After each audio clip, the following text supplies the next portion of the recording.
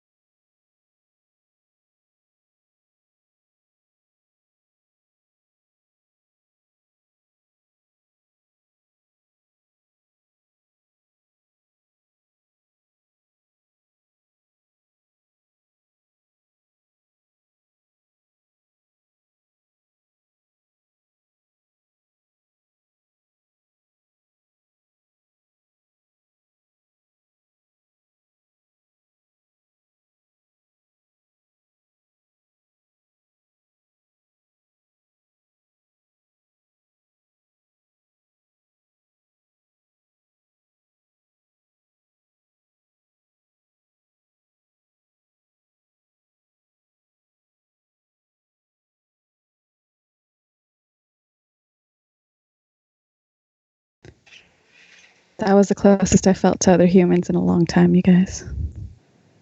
I'm happy. Not me. I still go to work. I feel uncomfortable. I don't feel like you've ever felt comfortable. Thank you.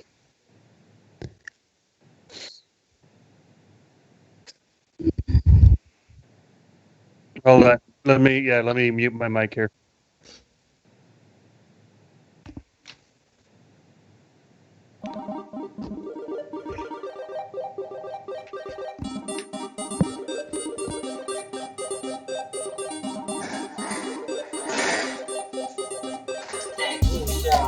Can y'all hear me? We're trying not to right now. Do my best, I swear. All right, welcome everybody to another episode of That Geek Show, the podcast and show now that we're all in quarantine, where we talk about the usually we talk about the geeky and nerdy news, and but there is none. Everything's locked down, so we're coming to you with another episode of our top 5 things. Last time we talked about movies. So if you want to watch that, go back on the YouTube channel or go to anywhere podcasts are distributed and find it. Today we're talking about our top 5 most rewatchable shows of all time. So without further ado, let me welcome in the cast and crew I have with me today. Dan, thank you for joining us. Hi, I'm definitely paying attention. Yes. Below Dan is Katie. Hello, Katie. How are you? Good. Good. Opposite Katie is Connor. Welcome in. We missed you last week. Hi, Welcome guys. back. Good to be back. Good to have you. Above Connor there is Matt. Good evening. Good evening. And above Matt is Michelle. Welcome back, Michelle. Hello. Hello. Hi. I do hope that you and your family are good in good health, but Stop. In this trying time, Matt, offer you a nice egg. yes. Yes. All right, so yeah, we're talking about our top 5 most rewatchable shows of all time. Something to get you guys through, this tough time right now. If you're looking for media to consume and you've already rewatched whatever you watch, whatever your favorite is, like 100 times, we're just here to give you ours, and maybe you'll want to dig in and see what we're talking about, and why we like to rewatch them so much. All right. So just like I did last time, I'm going to start with all of the crossovers, and there were quite a few this week. So I saw that coming. let's start with. Let's see who had it as their number one. Not that many. All right. Well, Michelle recently just changed one of hers, and so now hers is crossing over with two of you guys. So. Katie, Michelle, and Connor, you all had Avatar: The Last Airbender. Yeah. That one was on the first time for me. So, whoever wants to start, why don't you start talking about why you love it and why you love to rewatch it so much? Floor is yours. Ladies first. Yeah. Go on, Michelle. I was really expecting you to say Connor. I was too. Honestly, that show is completely rewatchable. You need a laugh, there's stuff to make you laugh. If you need a cry, like, there's certain episodes where I'm just like, oh my god, this is heartbreaking to watch. Tales from Ba Sing Se still gets me every time. But it's a fantastic show. It's just so rewatchable. I think it's next month it's coming to Netflix, so then everyone else can watch it too. Right now I borrow my brother's DVDs because he has like the whole set. So that's how I've been rewatching. But I don't know, I love it. It makes me happy. It's got a little bit of everything. Yeah, it's amazing. Did you see the YouTube thing that Nickelodeon put out where they cut scenes of the very last episode and it was just the fight between Ozai and the Avatar? No. Yeah, where there's no like cuts or anything like that. It's just literally just a really long fight and it was absolutely epic. Oh, I'm gonna look that up. Yeah. It came out actually really recently, like this year. Oh, nice. But yep, this is on my list. Will forever be on my list. It is so great. I recently bought the DVD set and watched it. Every time I get something a little bit new, you feel depth in all of these characters. You could see them even when like it's like a year, I think, in the show. But you could see them transform from like little like bubbles to like deep like characters that you can really bond with. Excellent. That's all I have. Connor, brings you back to Yeah. Avatar time and time again. Honestly, I have to agree with what Michelle and Katie were saying. You get a little bit more after you watch it over and over again. Not only is it like a nostalgic feeling, it's very much of like some of the things you didn't like. If you didn't understand then, and you go back and rewatch it, and you understand it now, it's like it's still very relevant, you know. And even in their own way, it's just like, wow, we're dealing with this right now, and they summarize this in one episode, or like, you know, anything. I loved it. I loved the lore. I loved the characters. I loved all of it. I think, yeah, I wish there was more of it. Not necessarily Legend of Korra. No offense. It just wasn't the same. It I liked seeing like when they went back and you saw Avatar Aang even still like older, and I was like, yeah, more of that, and less of now. But Yeah. Don't get me wrong, Legend of Korra had a It really, was really good. cool way of like integrating metal bending and, you know, lava bend, like all of that. Like, here's the evolution of bending, but like something about Avatar: The Last Airbender, it was fresh for the time. It was very new, and it hit home. It was great. magical. I feel like Last Airbender actually taught you lessons, and you kind of like after each episode or anytime Iroh, said some words, you kind of felt enlightened. Whereas Legend of Korra is more, all right, here's more cool stuff. It was that kind of can happen. angsty. Yeah, It was That almost worked. like a steampunk vibe. which is cool. I think liked it. that's what they went for because it was supposed to be like modern. They were but trying- not too modern. Exact. I just feel like they tried too hard to be different to the point where it was like, well, I don't know. I never I don't finished think it. it was bad. Like No, but it just wasn't magic. Like at first. it wasn't love at first sight. Mm-hmm. What is it? Matt beforehand we were talking about like whoever, like Rugrats, right? And even Rugrats did a series like Rugrats, all grown up. I would have accepted Avatar: The Last Airbender, all grown up. You know, I thought that would have been fantastic. You know, don't help train a new Avatar, help train the next generation to help train the new Avatar. Like, you know, that's like taking the ideology that they tried to do with Luke Skywalker and actually doing it. Like, hey, I'm going to teach you something, you need to teach them something. Yeah. We still have time, right? I mean, you still kind of. Well, Netflix did just buy it and is making a whole new thing out of it. So there you go. That's coming soon. So it could be a pre-sequel. Netflix and Avatar, we're just not going to talk about them. Yeah. Oh, you're not looking forward to that?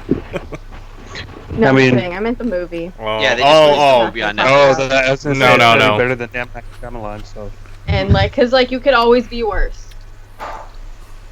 Didn't think it could, but Also anyhow. true. all right, excellent. All right, so Avatar: The Last Airbender. If you haven't checked it out, make sure to give it a watch. Do you guys know where it's available now, or is it's Netflix, right? I assume. It's gonna be available May 15th, I think. Oh, is there you the go. date. Okay, So mark your calendars. perfect.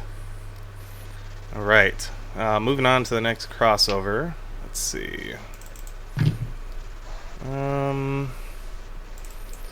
Yeah, we'll go with Michelle again. Michelle, you share one with Dan, and I'm sure you both know what this is at this point. It's a show called Psych.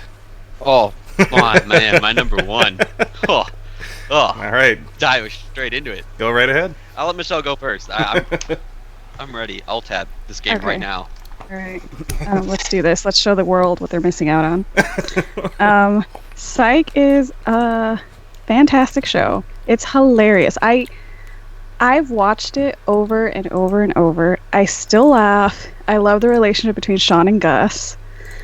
I love the way they pay homage to just random stuff. Like, they've paid homage to Twin Peaks with Dual Spires, but the way they do it is just so well done. It's fantastic. Like, they're not necessarily like making fun of it. Like, you can tell that they love these things that they're kind of poking fun at, but at the same time, like, it's just, you can tell they know what they're doing. They did one that pays homage to Clue, and that's one of my favorites too. It's just such a good show. The characters are like, you kind of like all of them, even the ones that you might not like in real life. But it's good. It makes me happy. It just makes me smile when it's on. I can always get a laugh out of it.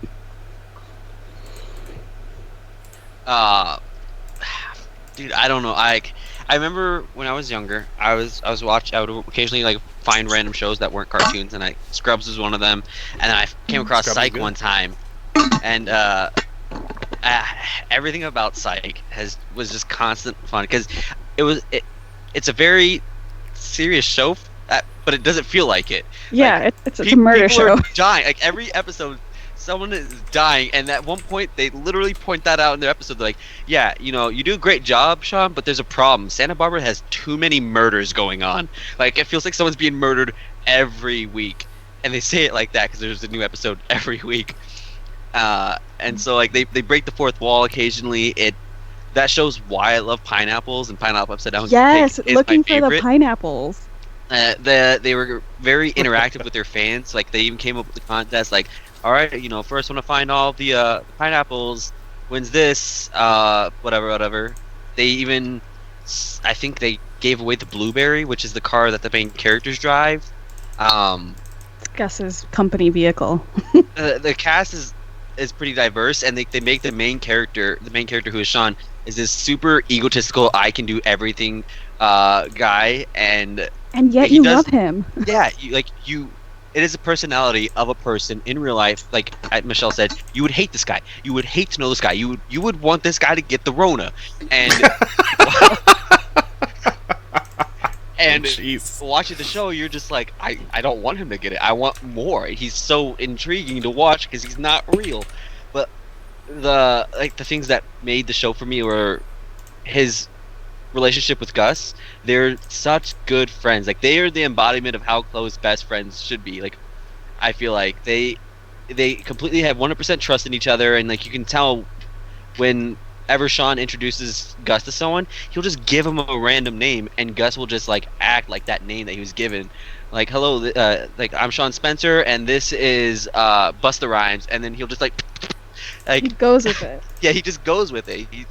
They're such good buddies that they're kids in their mind, but they keep going on, and it's fun because you're at the same time you're watching the show, you're now trying to be like Sean. You're like, I wonder if I can figure out the clues before the end and see if I caught them, because like they show them, but then like sometimes there's a clue hidden behind the clue, so they make you focus on the wrong thing sometimes, and the show is just so fun to watch, man. It's well written. It's they have fantastic guest stars, which I think you mentioned last time, the big one. Carrie Hughes, yeah. Yes. They've had it's so good. They have ongoing like running gags and themes throughout the show. I just love it. Yeah, I agree. It's very underrated. I feel like more people should discover the show and appreciate it. It's on Prime. It's on Amazon Prime, by the way. Prime. So, and it's only 6 seasons. It's only 6 seasons and a musical. And a musical. 7. Is this 7 Yeah, seasons. It's 7 seasons. 7 was a little short, but it was 7 season.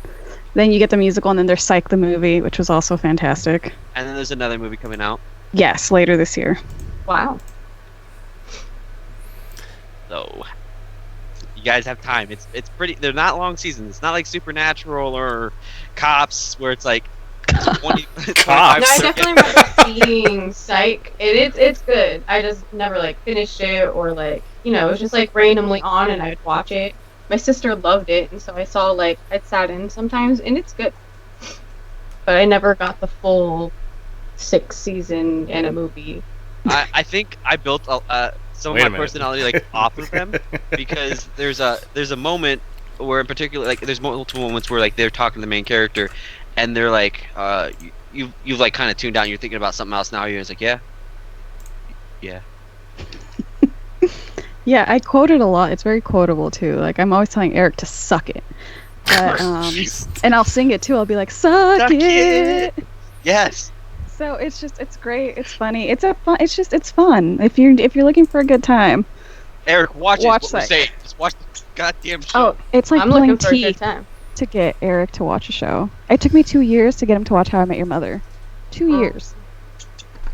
That's Why a did it long take show. so long? That's But a that's long- well, was it 2 years to get him to start watching it, or 2 years to wrap the whole thing up? No, to get him to start. I had to Yeah. badger him. I basically had to Yeah. whisper in his ear at night to like inception him to actually give it a shot. You got a problem, buddy. Eric has a problem. Yeah, and he will actually have to admit that it was a legend. Yeah, Wait it for it. was. That almost made my list. I Yeah. only There, left it off because I didn't want to have too many crossovers. Yeah, it was. Yeah, I didn't care though. Definitely going to be on my list, but I wanted to mix things up, keep things fresh. Yeah. Ish. Well, we have one final crossover. After all that Eric bashing that just happened, we'll move on. Yeah, but we do it with love. I know, it's fine. All right, so yeah, me and Matt had one, obviously, and I think this is because just the time we grew up, we loved this show so much. I want to Yep. point out, I was going to put that on there, but I already knew you guys were going to cross over it. I'm like, alright, I'm going to pick something else. Okay. Yeah, exactly. Well, it's worth mentioning, in my opinion. I know it was going to be a crossover, but I don't care. And of course, it's Friends. Friends, the show, Yeah. the show that never stops giving those stars reasons to have mansions because of all of those residual checks that were so big and they Oh, It's yeah. such a they good fought show. for. Yeah, it was. It was. It's it was great. fantastic. Yeah. Now, we need to start this off, though. Everyone, give in your votes. Were they on a break? Yes. No. I'm No? sorry. Were This they is like were a they on a one-off. break? Yeah. Yeah, they were on on- a break. If you did not discuss the terms of the break before the break, Yeah. then it doesn't count. They should have discussed the terms of the break. Wasn't it over like? It wasn't that there was an 8-page letter, double-sided, double-spaced, right? Something like Something that. like that. Yeah. Something like that. Yeah. But then It's- you don't I'm get mad ju- when she doesn't take you back because literally there's another girl trying Oh, to get out of yeah. the apartment. Oh no, for sure. Like, they're if both you're on a horrible break, people. then you're on a break, and then you're done. Like, Yeah. that's it. Don't be like, oh, I actually did love you, but like my dick, though.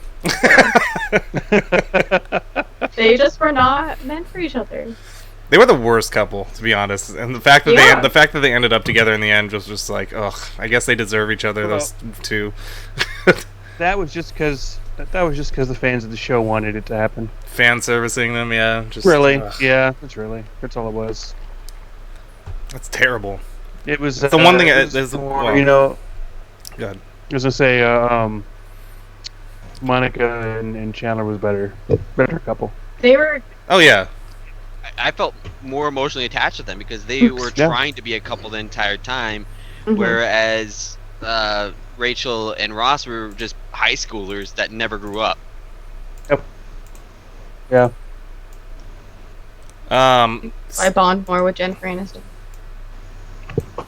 So the reason that I personally put it on my rewatchable list of all time, it's in this is a theme that shares with a lot of the things on my list, is that I feel like this is one of those shows that you can just literally pop it on like I used the description last time when we were talking about movies, that if you're just flipping through channels and you see a movie on you and then you're like, oh, I'm gonna stop here and just watch it no matter where and it's at.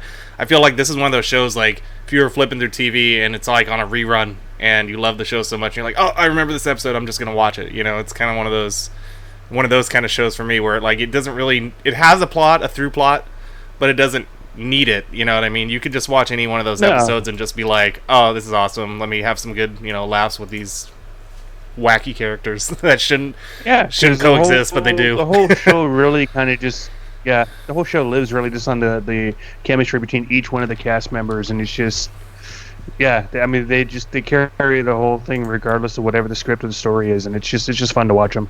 And then like at one point a few weeks back, I just kind of stumbled upon like one of the blooper reels that they've had for like various characters. Oh really? And I'm just dying laughing. Yeah, I'm dying laughing just watching some of this stuff because it's just it's hilarious. Yeah, and it's got so many kind of iconic moments. Like, if anybody who's watched the show ever moves, the pivot thing is like always just pivot. Like every time with that fucking furniture, man. I move so much that it like ingrained in me now. Yep. Or I was at poke the fat naked guy with a stick. Yeah. From across the way. Oh yeah, that was always a reoccurring thing. The naked guy in the window across the street. Yeah. Yeah. One of the staples.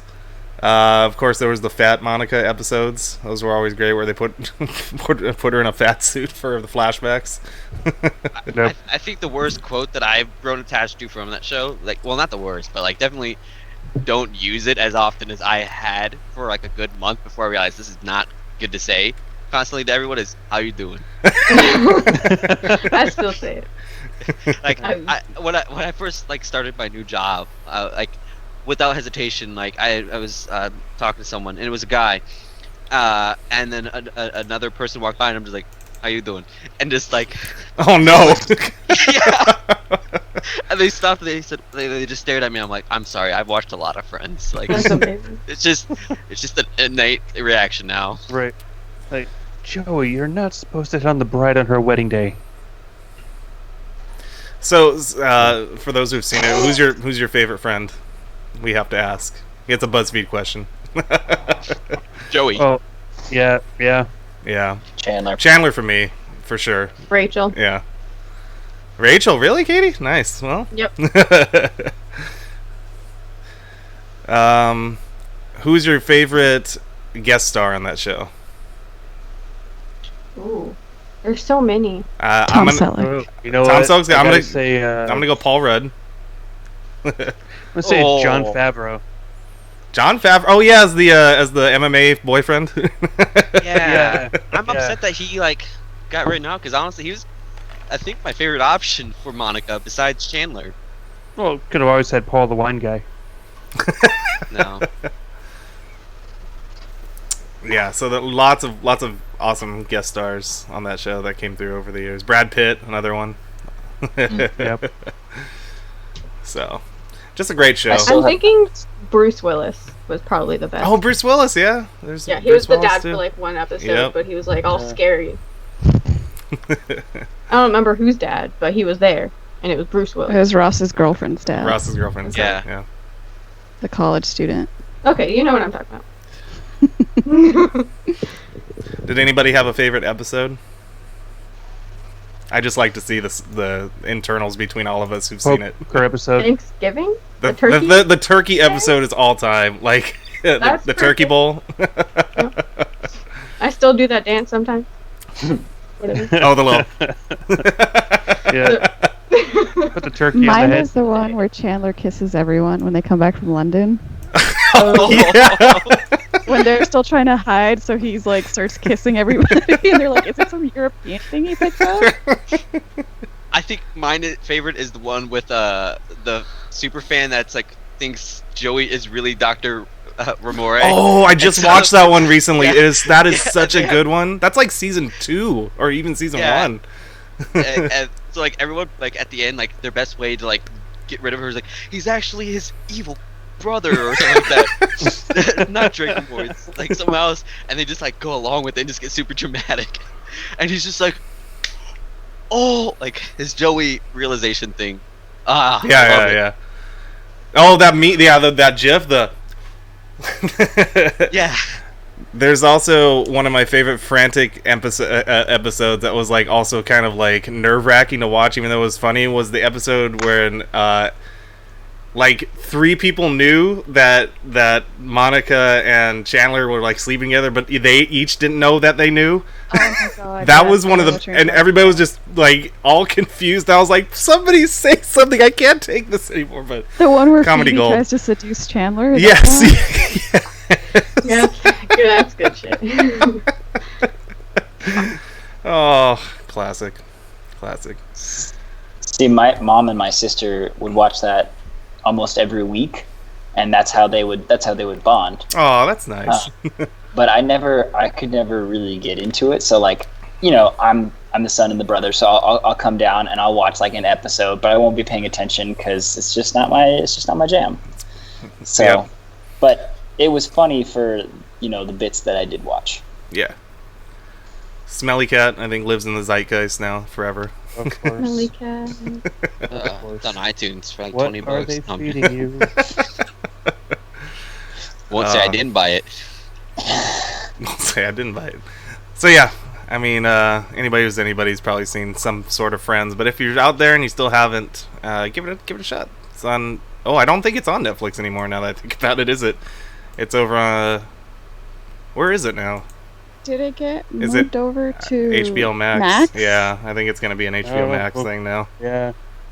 Because I Yeah. know they had that meme where it was, you know, Netflix took Friends off in 2020, suddenly got the Rona. That's what happened. Well, they lost Friends and they're losing The Office. I think they're all going to NBC or HBO Max. Now that I think oh no, Some of them might be going to Peacock. It's Peacock. Yeah, I forgot they're all NBC shows. Yeah, they're all going to Peacock, which I'm not buying. I'm not doing that. Was Friends Yeah. in I thought Peacock was too free. many Peacock is streaming, free. man. Peacock is Yeah, free. Peacock's free. Peacock's Is it? free? Yeah. Then why yeah. did they take it off Netflix? Because So, I think I think it's free with commercials. I think if you don't want commercials, you have to pay. Hold on. So, like how Hulu is, basically. Yeah. Yeah. I thought you had to pay for No, Hulu you now, have to and pay for pay Hulu, Ye- and you still get Right. commercials Yeah. because Hulu. Maybe I'm thinking of Hulu like No, years ago. Hulu I don't know. Hulu used to be like that, but now it's you pay Yeah. for it and you get commercials, or you pay more, which is like $2 more, and you don't get commercials. I don't pay for Right. Hulu. Sprint pays for my Hulu. Yeah, same. Sprint pays Do for they my pay Hulu, for it too. with commercials? Yeah, it's Yeah, with commercials. It's free though. It's free. Oh, it is going to be on HBO Max. What is Friends? Yeah. Okay, so it's Office that's going to be on Hulu then, right? On Or on Peacock. Peacock, yeah. Okay. Yeah. Okay, that makes sense. Why does HBO need to have 20 streaming services? Like, They're not. They're just combining HBO Go and HBO Max now at this point. It's just going to be $14.99 a month. oh, so HBO Go and HBO Now are going to become HBO Max. Yeah, well, unless you just have like the cable option, and then you just get HBO Now, and you have to upgrade to the Max. To the Yeah. max. I just have that thing from getting HBO through Amazon Prime, so I'm assuming that's still going to end up being the same. Yeah, that'll be the same. Yeah. Yeah, this is funny. I'm on the Peacock website. It doesn't say, and it's not till July. Wow, they're going late. Mm-hmm. They're saying it's free, but then they say, oh, you can do a premium plan for $5, but they don't tell you what the premium plan is. So There's gonna be no ads. Yeah, You think so? I think so. Just put in your credit card and Yeah. it'll be okay. They'll take care of everything. All You right, don't need to know if I need to. let's move on. Just give me the psych. That's all. Just give me the Yeah. All right, let's move on. Let's get one. Let's do another one from. Let's do another one from Connor's list. Connor, you had you've gone mostly. Well, you've gone almost all animated, except for one. Let's go with your number one. Let's go with Digimon, because I know Michelle was a fan of this as well, so she can probably talk about it. Man, So go ahead. that's Kitty! my Michelle just has. There's a kitty behind her computer. No, man, Digimon was my jam when I was a kid, and it still is. Like, I think within the last couple of years, they decided to revamp the series, or not even revamp, just continue telling the story of the original With movies. with movies, with like Sherlock length movies, where you're like, these are considered anime episodes. No, these are movies. Yeah. But they do a really good job at continuing the story, and then they just restarted the original season 1. Like, they just started. They're like 3 episodes deep. I think tomorrow's going to drop episode 4, and it starts off like a lot stronger than I thought it would. Like, it just jumps right in. But I loved it. I loved it growing up as a kid. Like, I'd always wanted to be like Pokemon. It was cool, like whatever. But Digimon, it was the same one. Like, they would always just get stronger and stronger, and it wasn't like I don't know. Like, they actually dealt with some real shit. You know, like, they dealt with people actually, like, their consequences of their choices. So I don't know. As a kid, I kind of latched onto that, and then when it got to like season 4. Like, it was called Digimon Frontier, and I was like, you're turning into these badass people with like all this armor, and you're controlling like all these elements. Like, that's awesome. Like, I want to do that. And I was like 12 years old at the time, so I still like latch onto that. But anything after like season 4, I stopped, and I was like, I'm done. I don't want to fuse them. I don't want to do anything like that. So like, I'll stick to specifically seasons 1 through 4. That's all. That's it. All right. I feel you on that. I remember Digimon, and I went hard on Digimon. Angelmon for life. Oh my god, yes. Yeah. And yeah, I just don't remember how it ended, because I think I just sort of like stopped watching after a while. Like, you know how when you just don't remember how you stop watching things. But I do remember like the first season, like. I think one of the things that I loved about it was that even though it's a kid's show, all the characters were really well developed. They were multidimensional. They were complex. So I really enjoyed it. It did get kind of dark at a few places, but I think that made it better. Yeah, I stopped when the original Digidestined all left, and then they started over with like all these like random people, and that's when I was like, okay, I'm peacing out. I think that's when I quit too. Like, oh, you introduced new characters, cool. I don't care anymore. Yeah. Like, But then they started doing those. They're releasing these like movies. My sister bought all of them, like these DVDs that kind of go back and continue the story, and they just released a new one too. But it's really weird because I only watched some of them. We haven't gotten through all of them. But I think some of them die, which got really dark. I can't confirm or deny, but I haven't, because I haven't seen the last one that came out. The last one that came out was It was supposed to be in theaters, right? Yeah, it was supposed to be in the. did he freeze? Yep. Was that? Yeah, okay. Yeah, he's froze. I thought it was me. Can you see my camera now, Eric? Yes, thank you. Okay. You told me to reset it. Yeah. Connor's frozen. Okay. The power of Skype. Sorry, guys. It's congested right now, probably. Okay. So, Digimon, good. If Connor comes back, we'll maybe let him do his last little reset on it. Connor, if you can hear us, reset, please. Matt, I think you're muted. I was. I Okay, were realized you that like when I was talking? mid sentence, and I'm Yeah, like, it I looks like was you for were a second. talking, Yeah, and I couldn't hear you. yeah, no. I was saying something about like, yeah, we probably they're throttling the internet still, and then I'm like, oh wait, they can't hear a word I'm saying because I'm still muted. You're like, why is no one Yeah. responding to me? No. I realized that when I looked and I saw the like microphone with the hash still on it. So I'm like, yeah, Okay, Connor's restarting. I'm smart. So he'll be back. I'm really smart. So I believe you. Connor's restarting. He'll be back. All right, let's move on. While he's rebooting. Reboot. Let's do another one from your list, Katie. Let's go with. We'll stay in the realm of animated shows. Let's talk about Teen Titans. Yo, I forgot about that one for a second. Yes, Teen Titans. It was just one of those action-packed like cartoon animes that still like introduced the comic book characters, Robin, and you had Starfire and Beast Boy and Raven. Raven was personally my favorite, and she was just like so dark, so good. But and you have them doing. It's like one of those shows where you could just go and sit through an episode, and you don't really need to know like the story that's going on. Like you're saying, you can just like watch it, and you can have a good time. You laugh, you cry. It was like very adventurous. And then they had this bigger overall arching themes, and you know I forgot who the big bad was. It was Slade. I'm recording. Slade, yes, Slade. It was amazing. Okay, I'm recording. Thank you. Hi, Connor.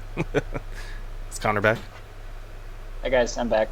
Talking about one of my picks, Teen Titans. Yo. Yeah. There he Good is. I'm surprised choices. that wasn't a crossover for you with her, Connor. I'm You know, shocked. dude, I had so much trouble putting this list together. Like, I had to make 2 revisions from what Erica told me, and I was like, oh man, I didn't even think about it. One of my picks, Dan, is actually something related to Teen Titans, and I'm sure you can guess it. So it's close. Ultimate Spider-Man. Yeah, I got you. Back to Katie. With the Yeah, sorry. Go ahead, Katie.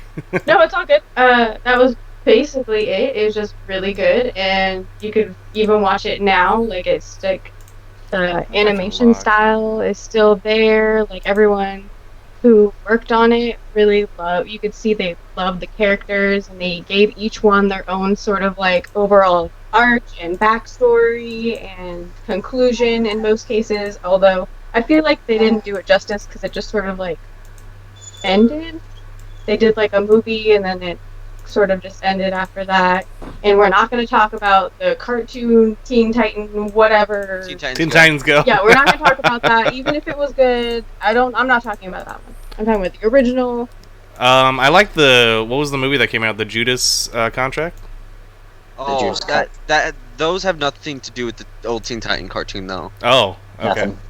Okay. Yeah, that has something to do with a different like DC animated universe, like the Dark, like Justice League Dark and Judas Contract and stuff like that. As far as I know.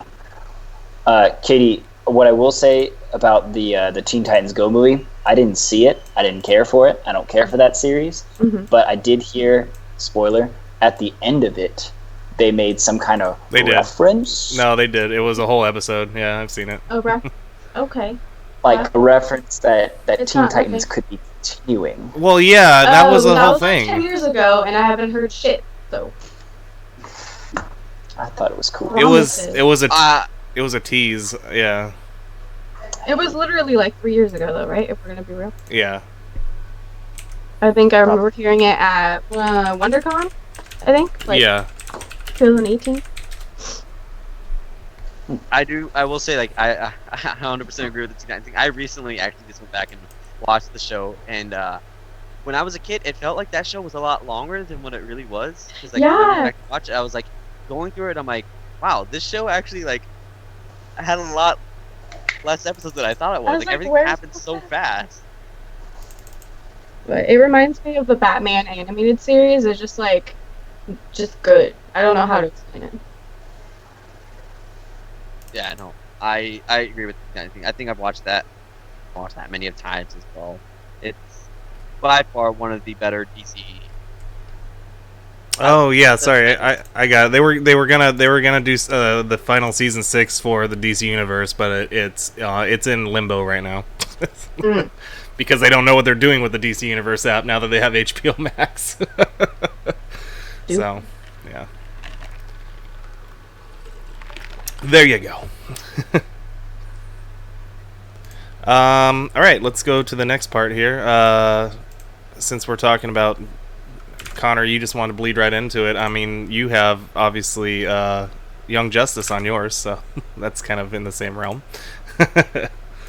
So Young Justice is the same universe as Judas Contract. Oh, okay. There you go.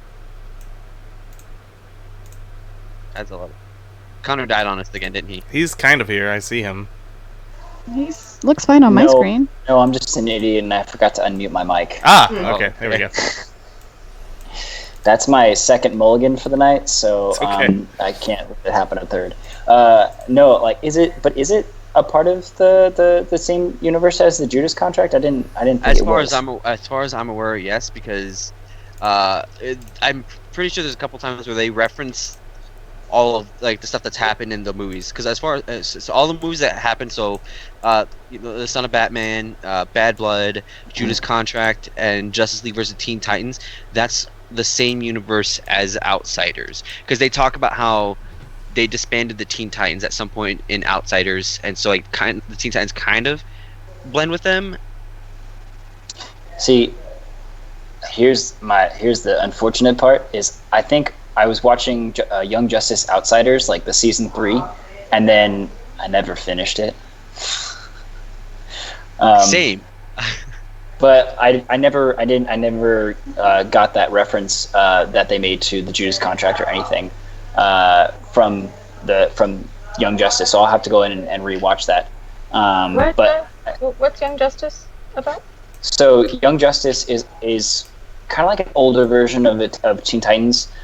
Instead of Cyborg, Starfire, Raven, Beast Boy, and Robin, they kind of dive into a little bit of a bigger team, and they go Kid Flash, Dick Grayson as Robin. I'm blanking. Red Arrow, his journey into Arsenal, Artemis. Like they just kind of expand it.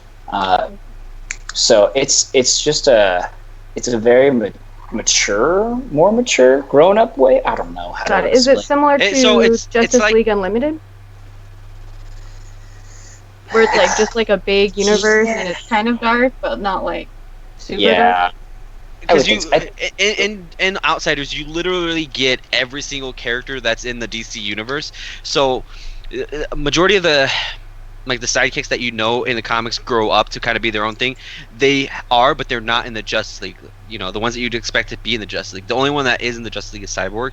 So, like, they still have these new sidekicks that are up and coming, and so the members of the DC universe that aren't in the Justice League but fight along them, but they're not young enough to be Titans anymore, kind of make their own group to they make almost like a school to teach the new sidekicks and new superheroes how to become superheroes before they get accepted into the Justice League or whatever.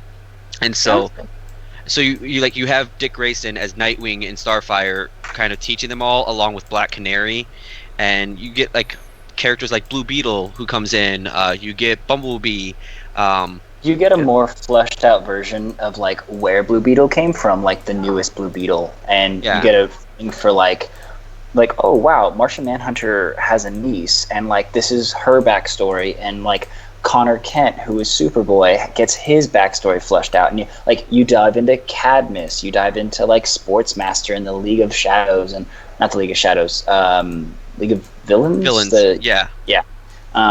And they basically are the underlying strike force. They're like the B team for when the Justice League is taking care of everything else in the world.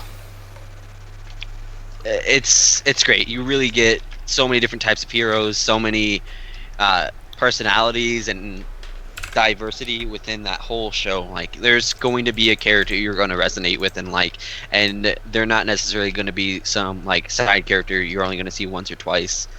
There's 10 freaking iterations of the Flash. There's always a million iterations of the Flash. There's 4. There's 4 different ones, I think, 4 or 5. I'm not going to say three of them because they're major spoilers. You obviously have Wally West and Barry Allen, but like there's more.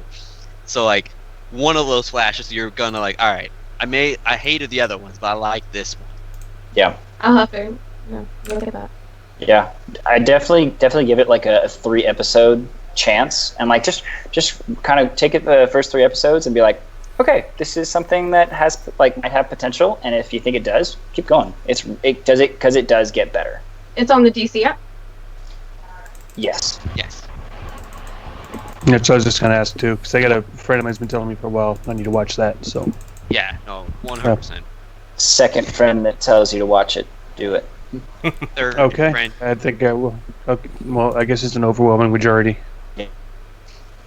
All right, Matt. Let's move on to another one of yours since we only scratched off one. And since most of us have seen this show, and it's one of Michelle's favorite shows that she left off her list, we're moving on to How I Met Your Mother. Yeah. For a lot of the same reasons that really kind of I enjoy Friends, it's just kind of just the charisma and the chemistry between a lot of the characters, and the writing. It's just fun, and you really can just kind of pick up really any episode, and just kill like maybe an hour or two of just kind of watching a few episodes and just laugh and have a good time. So it's just it's fun. Yeah. Yeah, it's like Eric said, it's one of my favorites like of all time, but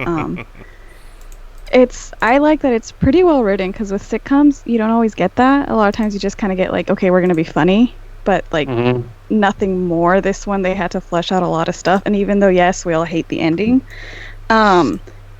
I've always been I'm more about the journey than the destination type of person. That's always been more of my approach, and I did like the journey with this show. Yeah. Swarley is still one of my favorite episodes ever. I always laugh when I watch that one. Anytime I get to play a video game where I can name the pet, I name it Swarley. Thank you. Swarley. It's one of the best. I can only say one of the episodes that really just lives on forever is Slapsgiving. Slapstick. Yeah, that was a pretty funny reoccurring. Oh yeah. I think my episode of all time though is the saddest one of all time, and like. Is it when Marshall's dad dies? Yeah. Yeah. Oh, that's the and it counts down. one. Yeah. Oh. Which is so well done. And they also didn't let him know ahead of time that that was what was going to happen. Like, that episode constantly gets me, and for the same reasons I watch the Pokemon movie, I watch it when I need a good cry. So new. Yeah, that episode's like a punch in the gut the first time you watch it. Yeah. Yeah, it is.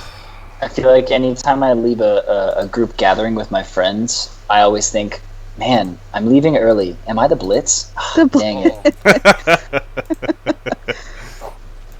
Fair enough assumption, and 90% of the time, yes. Oh. Wow. But remember, nothing good happens after 2 a.m. Yeah, I tried to tell myself that, but Well, it's funny. It doesn't have to be good to be fun and interesting. A few weeks ago, before all that, or actually not a few weeks, about a month or so ago, before all this started, and we had our last little thing at a bar, Matt, me, you, and Jay, we actually brought this up. Remember the whole "let's start a bar"? I was just like, oh god, of course, of course. We should totally buy a bar. We should totally buy a bar.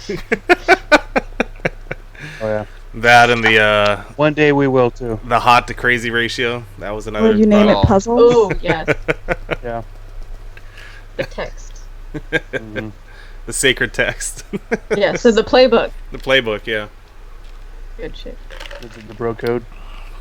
Yeah. The bro code. He had that. I think the Star Wars episode spoke to me, where it was. Yeah. He shows her the whole thing. She's all. That was pretty good. I don't get it. Yep. God damn it. I think that was actually the episode like that hooked me. I was like, all right, I can dig this writing. Yeah. The only people who haven't seen Star Wars are the people in the Star Wars, and they've lived the Star Wars, Ted. It's just so well written. Loved it. I love that So show. well written. Yeah. Great show. Great show. Love it. We need a reunion. Let's go. I don't know. Give us like a How I Met Your Mother reunion. Just. I mean, they might also do it. Only one of them is I not feel working like anymore, we'll get right? it eventually. Maybe. I feel like they ended it in a way where they don't need to. But maybe we can get a rewrite of that horrible ending. Jesus. The alternate ending. The one mean, we at How want. would you like it to end? I would have preferred if it ended on the platform, on the train platform. Right when he meets Tracy. Like right then, that would have been my thing. Rather than it be basically How I Met Robin Scherbatsky. Yeah. I never liked them together. They're kind of, they bring out the worst in each other. But it was. I told Michelle they kind of telegraphed that last, because I had watched it for the. I wasn't one of those people that was watching it episode per episode. I had to go and binge it because Michelle finally drilled it in my head, like she said. 2 years. And so I could see in that final season how the writers were just scrambling, and it almost felt like they were putting it together as they went. Like I told her, I was like, this doesn't seem cohesive at all. This last season compared to everything else I just watched, because like I said, I was just watching it straight through, not like having to wait weeks and years to catch up. The Game of Thrones effects? Yeah, the games. Yeah, exactly. Yeah. So I was like, oof. They kind of punted on this last one, didn't they? So, but the series as a whole is pretty good. I enjoyed it. Lots of rewatchable moments from that show. Oh, of course. All right, let's move on. Dan, we've only got one off yours. Why don't we go and we'll talk about your number 5, which I've also seen, and I'm not sure who else has, but Scrubs. Scrubs is great. Oh, I mentioned earlier. Yeah, no, Scrubs is like a doctor version of Psych. Like, I don't know how much. Yeah, Scrubs was fun, man. It kind of is. Yeah. Actually. It's a very very serious stuff's happening. People are dying. People are sick. Like they cannot figure stuff out, and yet it's so lighthearted. And like I love the main character because he, no matter what happens, he tries to stay positive. And like he does have his moments where he does try, face reality or whatever, and he's like trying to accept it. And he's trying to grow this entire time, but still like be fun and be happy and whatnot.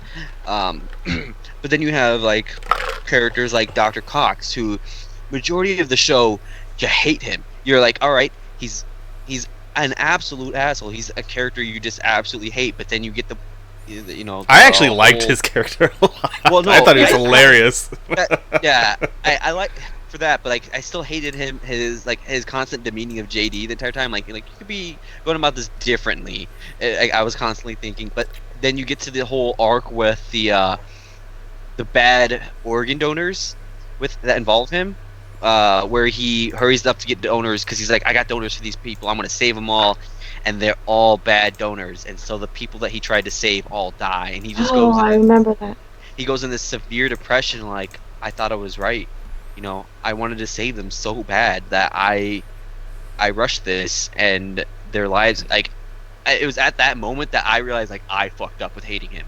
Like I was like, he's not a bad guy. He's not mean. Like that was when I realized he is a character that's trying to help JD grow. And you see that when he makes a mistake and he takes it so hard. He doesn't want JD to go through the same mistakes that he's going through. He wants him to be better. And you get a lot of IRO moments where you're just kind of learning and you're also taking facts and feeling enlightened after some episodes here and there while having fun the entire time.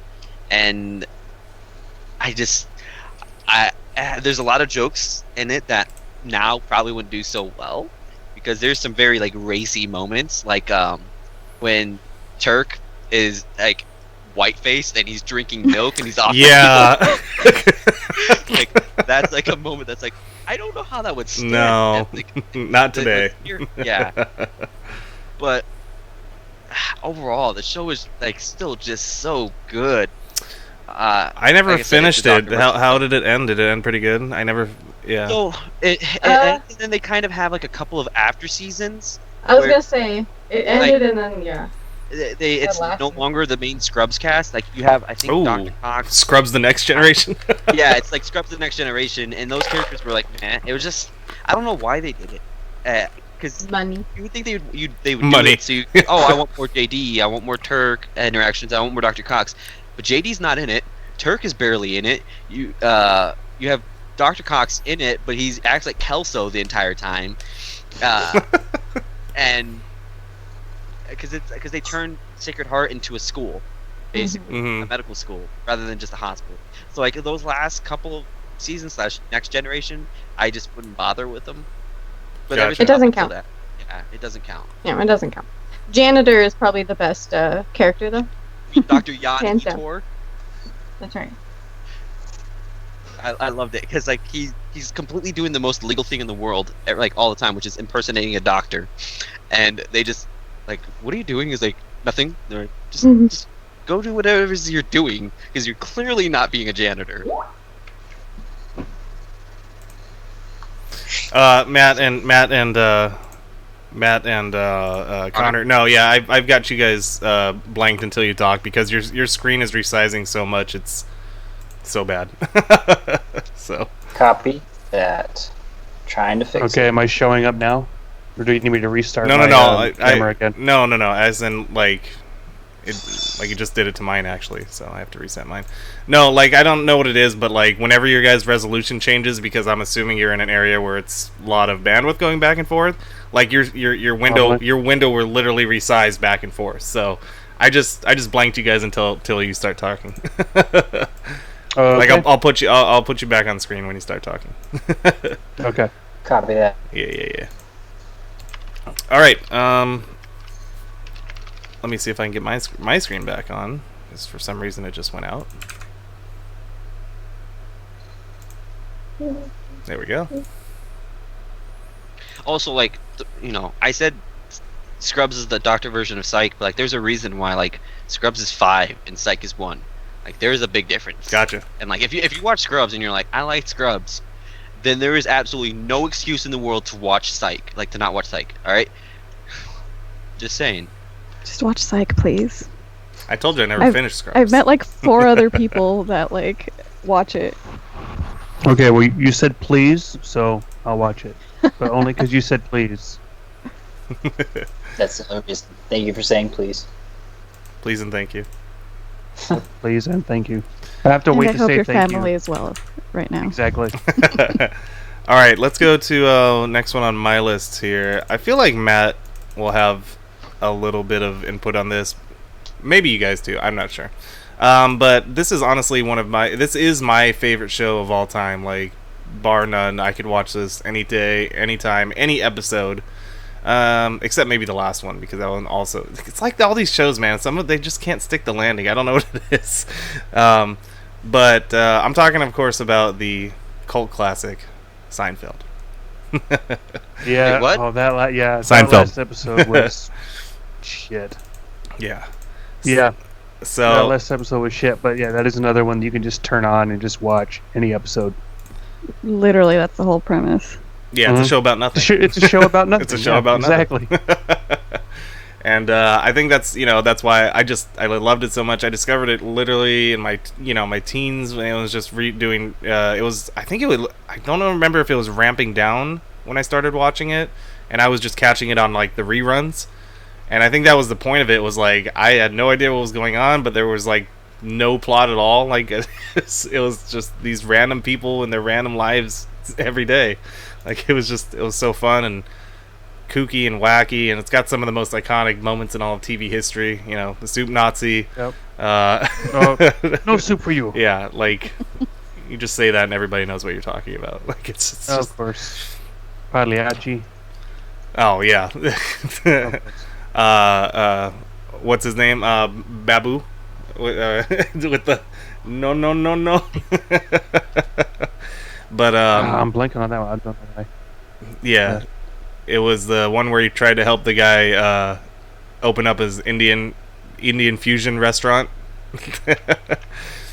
Yeah, you'll have to go back and watch. There's a lot of episodes. Yeah, I know. I'll have to, yeah. But yeah, going around the room, I'm assuming most of you guys have seen at least some sort of Seinfeld. Did anybody have any fun little input on it or memories of it? I think the favorite one is Christmica? Christmas?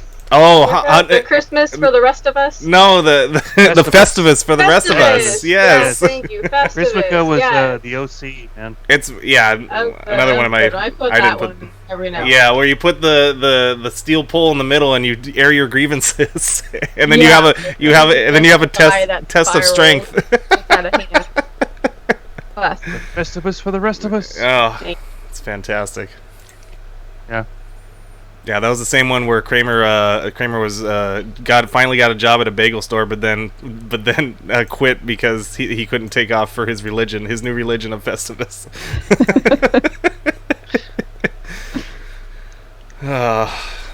Kramer was probably like, I gotta say, the best character in that show. Just how zany he was. It was Him and George. I think George was pretty awesome. I would say George was probably up there for me because George was constantly a guy that thinks like he knew. He's like, I know what I'm doing. I know what I'm doing. And nothing ever went right for him. Well, he was too neurotic, dude.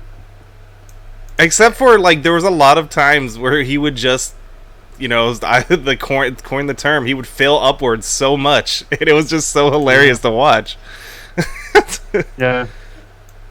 Like he would just do not like there was literally episodes where he would do nothing and get like credit for like a project or something. I think that was a whole episode where the boss was like, "Good job, George," and he was like, "Yeah." And then it turns out in the end they put him in a psych ward because it was like just the ramblings of a madman. Oh, fantastic. Yeah. So Seinfeld up there for me, my number one favorite show. And Just, I hope they get better with doing the endings to these great shows, man. yeah, really Just- nothing stuck yeah. the landing on any of these shows that we've seen. I think talking about. Psych did. Psych had a great ending. Yeah, no, Psych had a Did it? great ending. I think Psych it had an ending where like doesn't really end like, yet, right? You said there's another movie. No, it does. But it But did. Yeah, like it does and it doesn't. Like the way the ending is basically like, Perfect. oh, the show's over, but like their whole But, non-sensory yeah. is not over. Yeah. Like if we decided we wanted more episodes in the future, it's there. Somewhere out there, Sean and Gus are solving murders. Yeah. All right. So it's left. Yep. God. Let's. Oh, go ahead, Connor. Sorry. Oh no, I was just gonna say. So it's left to your imagination. Oh, okay, that's what they're doing. Yeah, until Right. the movie comes out Yeah. and they tell you everything that happened. Like, But hey, if the movie comes out and it spoils my headcanon, I'm not gonna like it. All right. Let's move on. Let's do another one on Michelle's list here. We have. Is it my embarrassing one? I don't know. Maybe. Is it Rugrats? No, No. I'm putting this one because I feel like you and Katie can talk a lot about it. It's Doctor Who. Oh yeah, yeah. I forgot I had that on there. So why do you like to go back and rewatch this? I already know, but I just want for the audience. Because I forced you to do it. Well, no, you've told me your pathos and why you like to watch this show a lot. It's a great show. I mean, obviously it's been on forever for a reason, but it is very rewatchable, especially once you've already seen it all. You can just kind of pick and choose some of your favorites. And I've been known to, like, if I'm having a bad day, I just put on some. And this is another show where you can have your good episodes that make you laugh, but then you also have your sad episodes. Because if I need to cry, there's a few that I can just turn on, and I'm like, this is gonna help me. It's gonna get it all out there. we all need a good cry. Sometimes you do. But it's so good. It's funny. It's emotional. You kind of love most of the characters. Granted, I don't like Clara as a companion, but other than that, I liked everyone else. Yes, I thought she was whiny.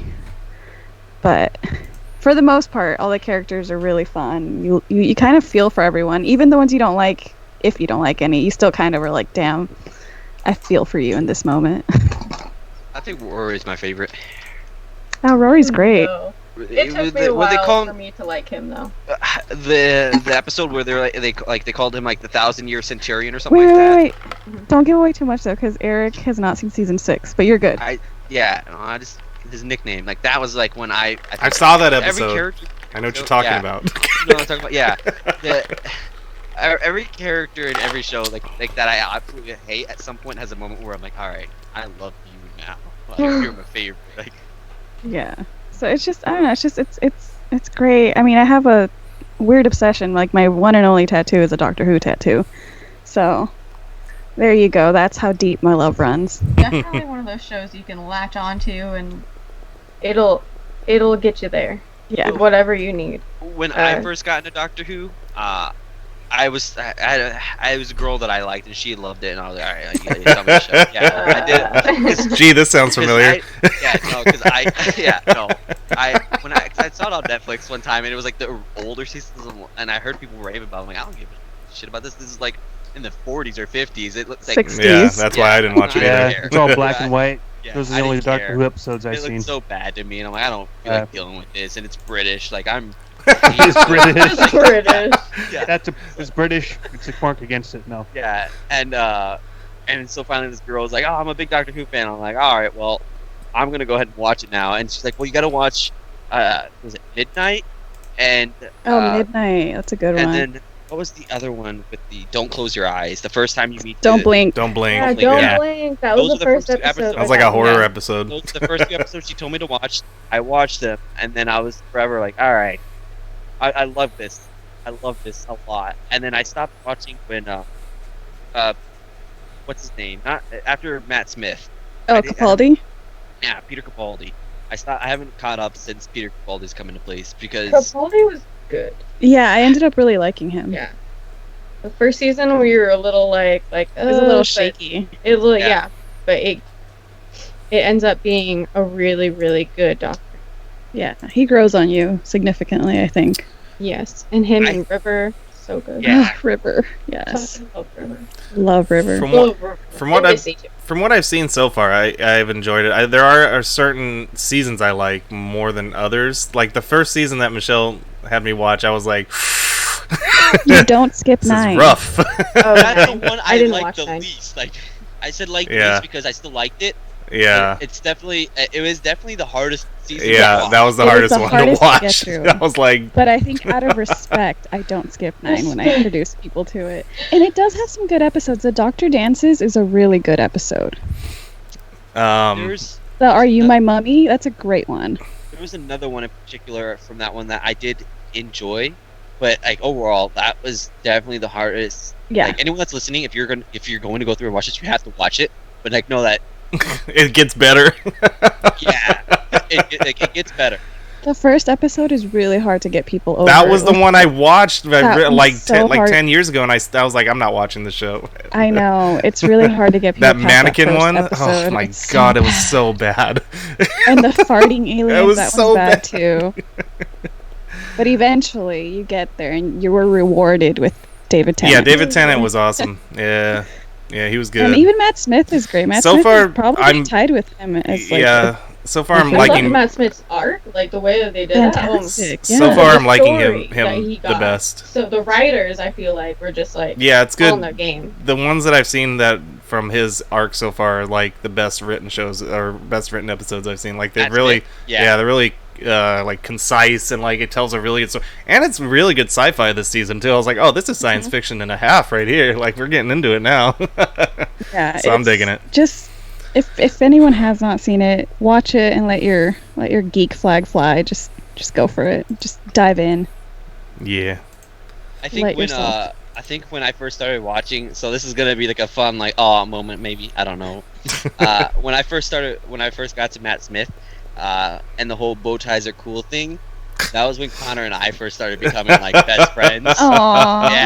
Yeah. See, and so like I had appreciated Connor so much more because I had assumed like he had never seen the show, yet he's still like bow ties are cool, and in my head I'm like, you know what, dude, they are cool, and you make them cool. Like so He just needs a little feather. Connor, was that just a coincidence? You'd never seen the show? Yeah, no. So when I started watching the show, it was actually a long time after bow ties were like, I guess the whole thing. Bow ties are cool. Like, no, I literally started wearing bow ties because that's when I started working at Disney, and I just said, okay. hey, you know what? I'm gonna do this, and Yeah. it had nothing to do with Doctor Who or anything. So, I never knew that. He's here though. Yeah, I remember one of my first times ever meeting Connor, being around Connor. We were at deployment, and he's like dressed up, and I think he was talking to Kevin at deployment, and Kevin's like, "Dude, like you're gonna beat me for like best dress, and you always wear bow ties. Like you like Matt Smith?" And he was like, "I don't know who that is. I just really like bow ties."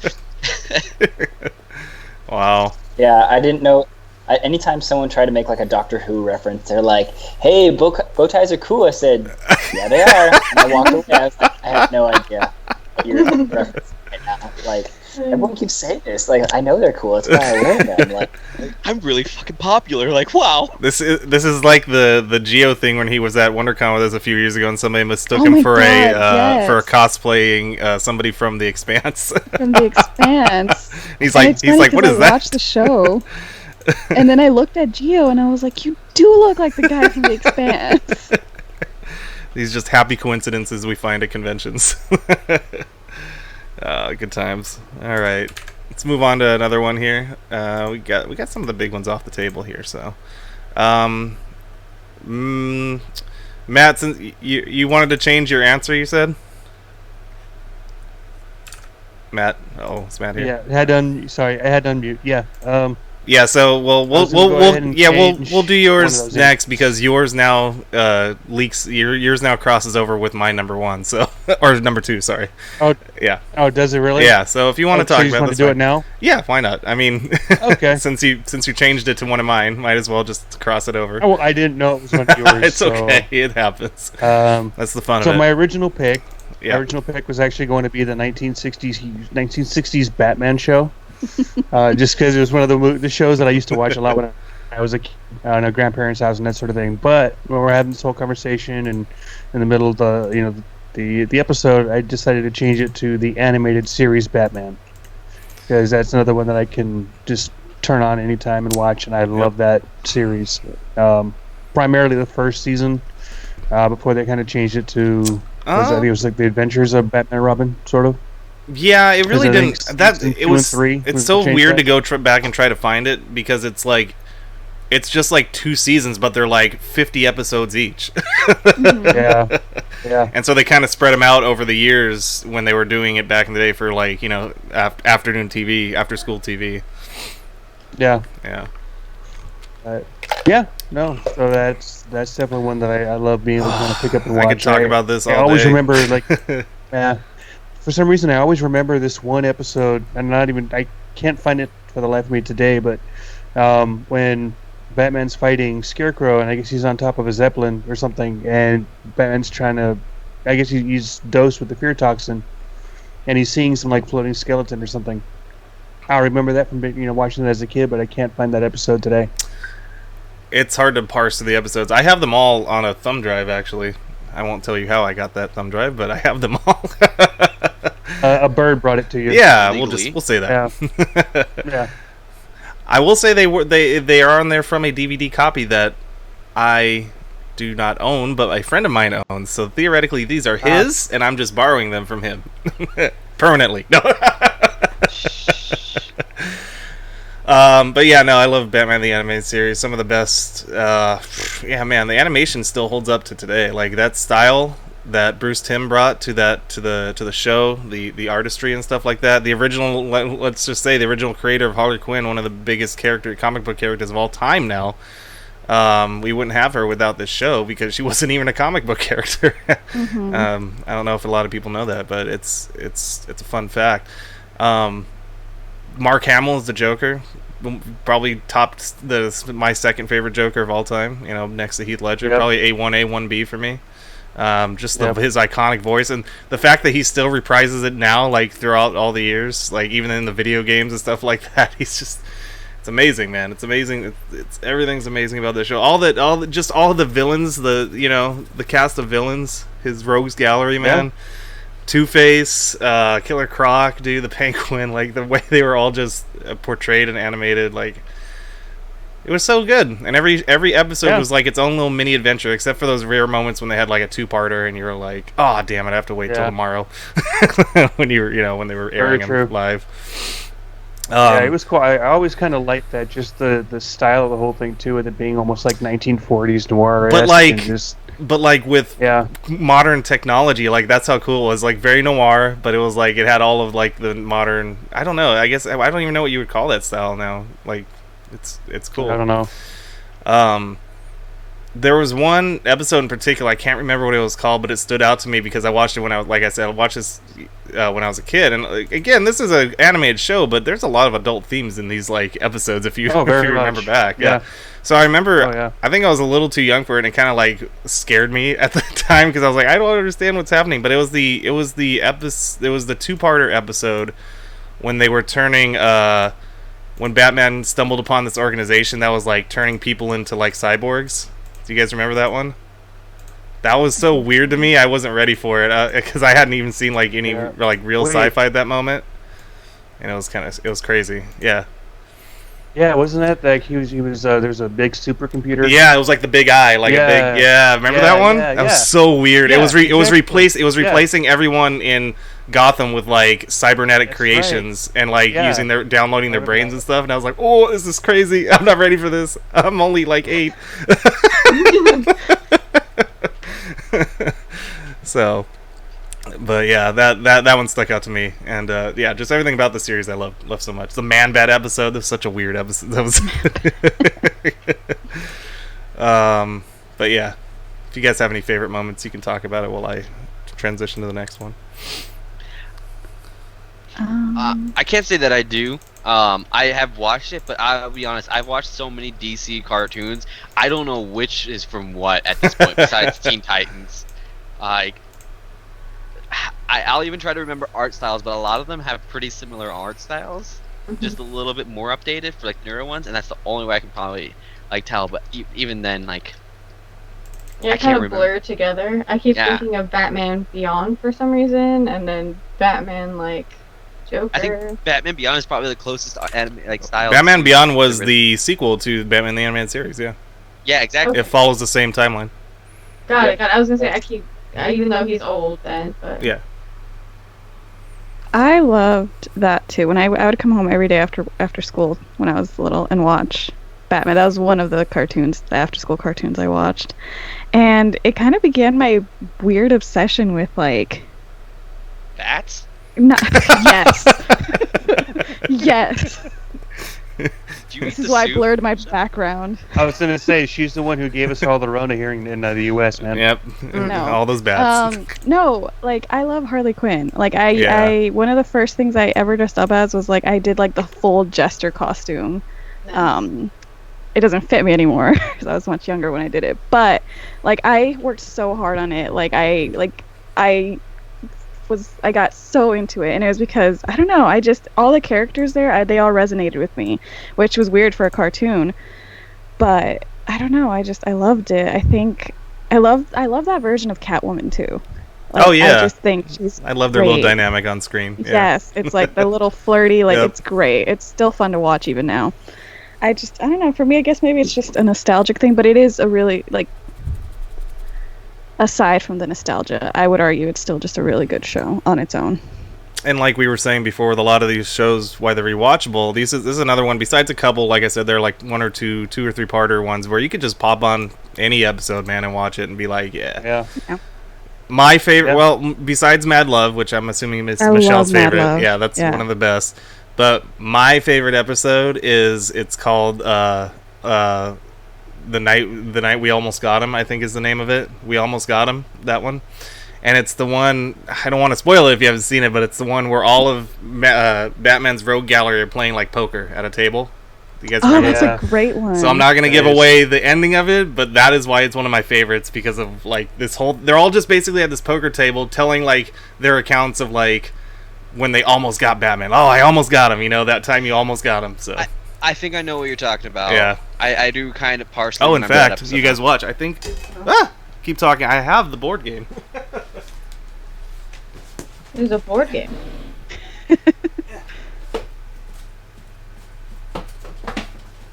Eric needs to see some sun. I'm out here. That's what I've been telling him. I really have been telling him. So, good times. Good times. That's how deep my fandom runs. Batman the Animated Series Under Siege. It is fantastic. It's blur. Oh, sorry. Yeah. Blurry and But the blur looks cool. Yeah. Focus camera. There we go. There we go. Well, you'll get it. Just look it up. For a frame. Yeah. We got it for a frame. It's still in the plastic too. Wow. Yeah. Collectible. It's a collectible. It's an old. Sealed. It's old. Never man. been opened. Collectible item. Yep.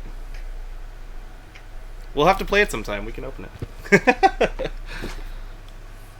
Yeah, it'll be easy for me to play it with you guys from Geek over who here. drinks with board games. Hell yeah. Not right now. Social distance and all. Right. Yeah, I know. That's the point of this podcast. I know. Yeah. All right. I guess let's move on. Katie, why don't we get your big one out of the way, because this one's going to cross over into all of us, and I didn't put it on my list They're for that all reason. big ones, so. Yeah, but I feel like this one is going to cross everybody's generational calendar here. So Yeah. let's talk about The Office. Oh, that one. I thought you were talking about this one. Guys, I have not watched any of The Office. Okay, well, all right. Well, there's one. But go ahead, Katie. Why is it rewatchable for you? You can watch it 1,000 times, and every time is amazing. I mean, it does kind of slow a little bit after they get rid of.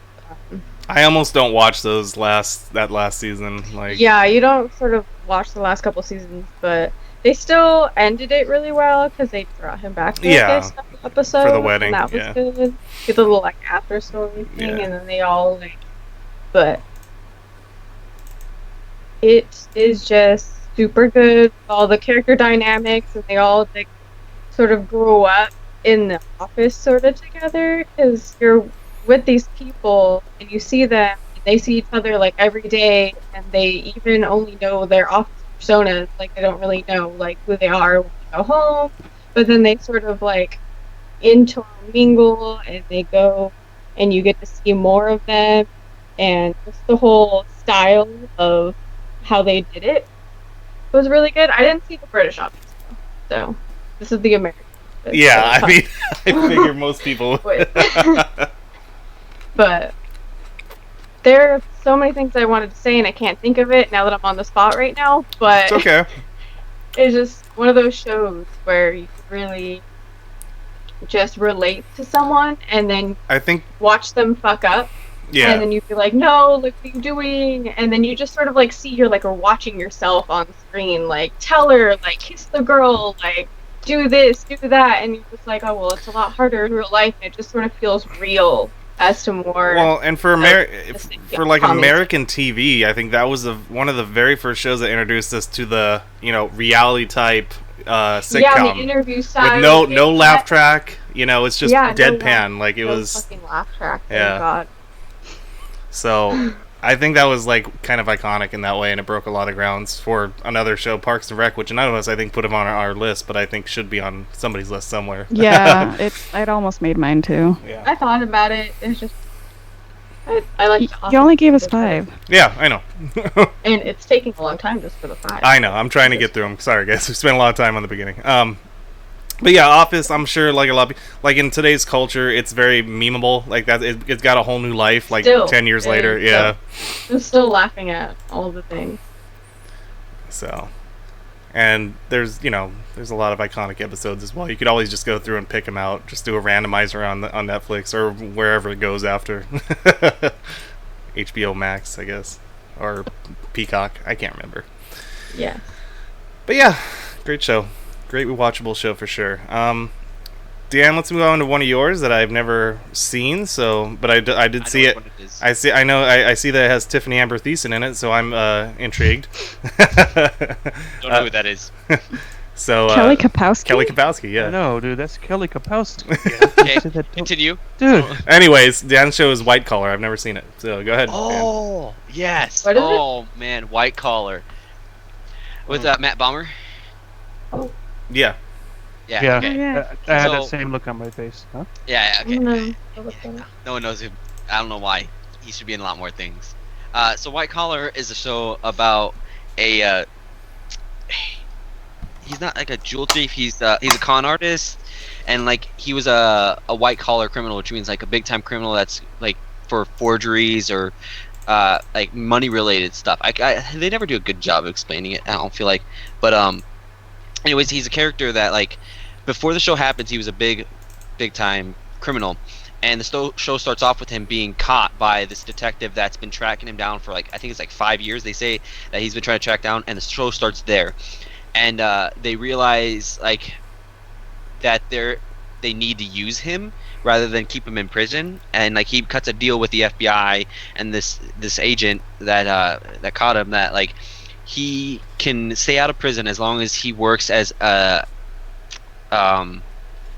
what's the word? A snitch? An informant, yeah. No, not an informant, like A consultant? Double agent. Oh. Consultant. So basically, what was it? Catch Me If You Can, just at the end of that? Kind of like Morgan Freeman's character in Catch Me If You Can. And so he helps out Leo. the main character. Leo DiCaprio. Yeah, Leo Leo. DiCaprio. Yeah. Yeah. Gotcha. Very different actors. It's No, okay. Morgan Freeman did it. No, I think you're thinking of a different movie. Oh, I'm thinking Yeah. of Now You See Me Too. Oh, okay. Oh, okay. Very different. Yeah. No, Very different. I, That was good. same Good I'll do the aside. same thing. But Okay. he helps out the main agent figure out how they're doing all these forgeries, or these jewel thieves are doing their thing. And you, like, learn some cool things. And, like, one of the things that I learned from the show that I actually tried was they asked him, like, how do you forge someone's like signature so well? Because, like, at one point the detective was like, I didn't sign off on these papers. Like, did Neil do it? And then, like, no, it's your signature. And he goes, I didn't sign them. Make sure my signature's hard. And then he finds out Neil did it. And he's like, yeah, when it comes to the human brain, even when you're trying to forge a signature, you're always going to try to do your own signature at the same time as doing theirs. So, like, a trick is by flipping it upside down and trying to do it backwards. At that point, it's just random shapes in your head that you're going to copy, and you're not thinking of it as letters, but rather than just scribbled lines. So then you flip it back around and backwards, and then it looks like the signature you did. And I was like, cool. That actually helped me do that. But the show's really cool. It's a detective show. Not as much comedy as, like, the other ones that I mentioned, like Psych or Scrubs, really, if any. But it's a lot of suspenseful moments. It's a main character, who's Matt Bomer's Neil is the name of his character in the show. Is trying to find out what happened to his girlfriend, because she's killed off in the very first episode, and he wants to find out who did it and whatnot. And so the whole show is constantly suspenseful, and you're learning cool things, and you're getting a whole different side of criminals rather than action-packed, like, gun runners or whatnot. It's other art thieves and food thieves. But it's a lot more tactical how they have to think about things, and it's a lot of fun. Awesome. All right. So we each have 2 left. So just to save on time for everybody, I'm just gonna go down you guys' lists, and I'm gonna leave your 2 shows and just kind of give us a quick assertion, kind of a little rundown of it and why you enjoyed both of them and stuff. Because we're at an hour and a half right now, so we gotta go through these last few quickly. So Connor, you're still here, right? Somewhere, or is he not? Is Connor gone? Yes, sir. Yes, sir. No, I'm here. Okay. I'm here. I'm chilling. Okay. All right, so Connor, we're gonna go through your last 2. So you got one animated, Codename Kids Next Door, and you got you have a Power Rangers on here, but I don't recognize it. So go ahead and talk about it both of those a little bit. So both of them are very nostalgic for me. Codename Kids Next Door was very much like I want to make something like that when I grow up, or like I don't ever want to grow up kind of feel to it, like long-lived childhood kind of thing. And Power Rangers SPD is more of like a futuristic Power Rangers essentially, but it was not Power Rangers Time Force because there's like a lot of Power Rangers seasons. Yeah. But it dealt with I don't know. I love the concept. I never really got on board with like I'll pay the respects for Mighty Morphin and all of that. But there were just a couple seasons I could my Power Rangers. get on board with. But like when it came to Power Rangers SPD, I was like, yo, that's cool. How they morph, their morphers, their Zords, like all of it was great. So both of them were just very nostalgic picks for me. And stuff you still would want to go back and watch today? 100%. All right. That's what makes it. Yeah. 100%. Awesome. Especially during quarantine, that like Codename Kid Next Door is something I would want to try to recreate all of those gadgets now. It's like comfort food, right? Like you want something that feels good right now. Something that reminds you of the good times. Yeah. Cool. Michelle, Oh, we're gonna go yeah. through your last two. So you have you have Bones and you have the Yes. IT Crowd. Bones is my guilty pleasure. I don't know why. I can't explain it. I guess I like murder, apparently. With like funny murder. I guess that's my thing. All right, not playing board games with Michelle. I don't know She why. might be very good at Clue. I don't know. I love Clue. That's actually another movie I love. But anyways, no, I don't know. I Bones is my guilty pleasure. It has been for a long time. I have been rewatching it a lot lately. I don't know why murder makes me so happy. Don't read into that. But I do enjoy it. I think it's funny. I like the characters. It's cheesy. It really is. But I don't care. It makes me happy. It makes me laugh. And so that's why I still rewatch it. The IT Crowd is just, it's funny. It's almost absurdist in its comedy. But even though I know what's going to happen because I've seen it, I crack up when I watch it. Like, I literally crack up sometimes when I rewatch the theater episode. Yeah. The work outing is one of the best. The episodes are short. They're like 20 minutes. Mm-hmm. The seasons are short. And it's absurdist like British humor, so if you're into that, you'll enjoy it. It is British humor, so it's definitely not for everyone. No. But it's a little, I'd say that this one might be the most accessible to American audiences compared to others, I think. Maybe. Just because of some of the absurdity of it is just like, it's I don't know. It's funny. I love it. Makes me laugh. Even though I've seen it 100 times. So there you have it. All right, awesome. Matt, for your last two, we have you have a combination one, so I'm assuming it's that season. You put Daredevil, Punisher. Basically, also because they're kind of really in the same universe. It's just kind of, I view it as kind of one long story in a sense because their scenes just intermingle anyway. So the Daredevil saga, basically. With Punisher. Yeah, they're intertwined. Yeah. All right. Intertwined. So you have that and Deadwood. So you can talk about both. Go for it, Matt. Okay. Well, with Daredevil, Punisher, it's really kind of just that's, I guess, kind of my comic book violence fix for TV shows. It's just I love the martial arts. I love what is that freaking word? McGraw. That too. But no, so just are you talking about those one tracking shots that they do in it? The whole thing. Those are awesome. The cinematography? Great. Yeah, the cinematography is fantastic. That too. But so the choreography, that is the word I'm thinking of. So fight choreography is always just, it's fun to watch. It's fun to kind of get into. So that's why that's on the list. And then Deadwood, it just scratches my Western itch. I love that show. I love Ian McShane as an actor. Especially as I'm blanking on his name right now. But he's the tavern owner, and he's just, I don't know, he's just a riot to watch, and it's a great show. He's just fun to watch overall. Did you watch the movie? I did.